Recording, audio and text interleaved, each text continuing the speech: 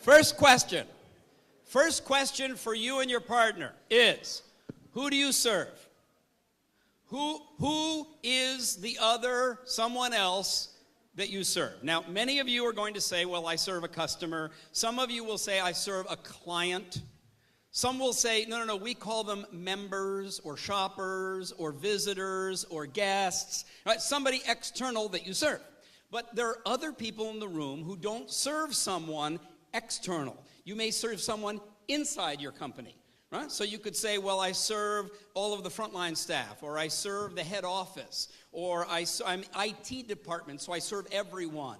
Some of you might actually say, my service is with our suppliers or our vendors because I'm the one that they lead.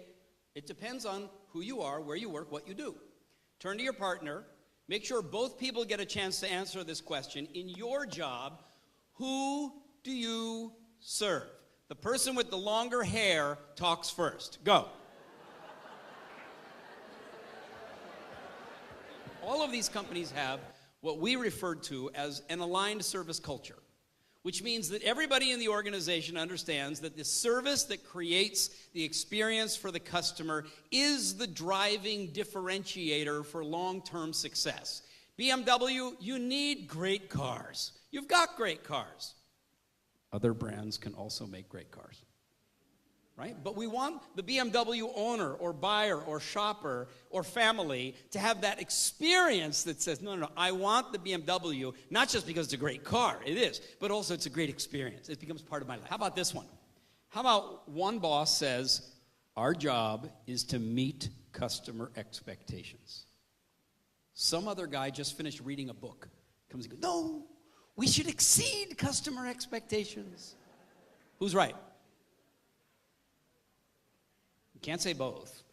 It depends on the situation, right? So for example, in a highly technical situation like with aircraft maintenance, where they're absolutely counting on you to do exactly what was promised and meet those technical specifications, they don't want you to exceed the specification. So, look, we need a better definition. And by the way, some of the definitions out there are really lousy, like the customer is always right, which we know is not true. Or how about this one? Treat other people the way you would like to be treated. How many have heard that? Yeah, how many believe that? That would be like assuming that every other human being on the planet is just like you. What if some people like, I want speed, but the way you like it is don't rush me? Then we need a better definition. I got one. Would you agree with me that service requires that somebody do something? Yes or no? Okay. So let's propose that the first part of the definition is this. Would you read it with me, please? Go. Service is taking action. Now, what is the purpose of the action? To do something that somebody else will want or need or pay for or benefit from or appreciate, right? Something that somebody else will value. Okay, read it with me again. Go. Service is taking action to create value for someone else. Does this definition apply to you? This principle is called the 6 levels of service. If you are a note taker, this is the time to draw a picture on your notes of 6 levels like this. If you're not a note taker, I'll send you the slides. We're going to start low. Near the bottom, it's a 5-letter word. Can you read it? Okay, what is the definition of the word basic? Basic means what? Turn to your partner, you have 10 seconds. Go.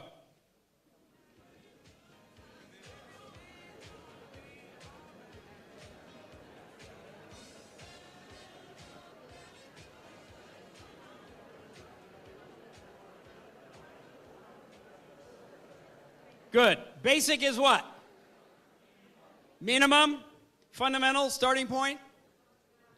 Here's our definition. It's the bare minimum. The bare minimum. So, for example, have any of you ever been in a taxi?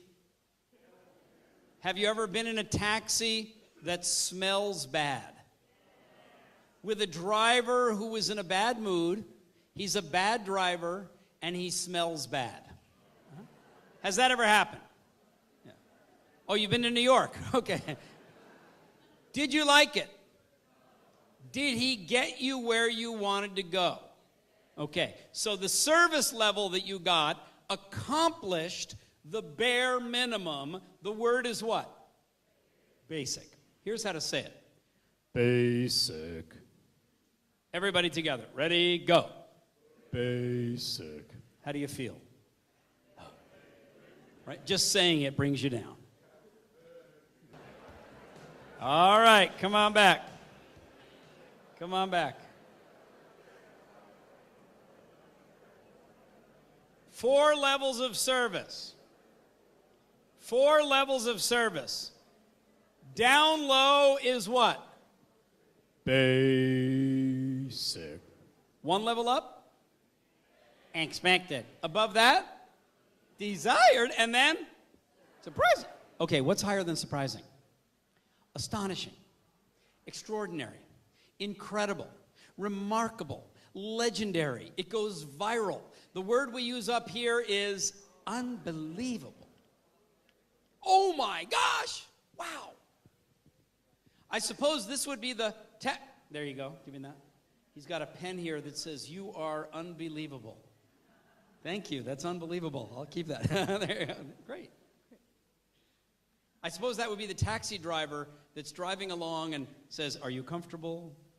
Would you like to listen to some music? What kind of music do you like?" And for some reason, you say something like, "You know what I really love is Italian opera." And he goes, "I will sing for you." And as he's driving, he's singing. Oh, my God.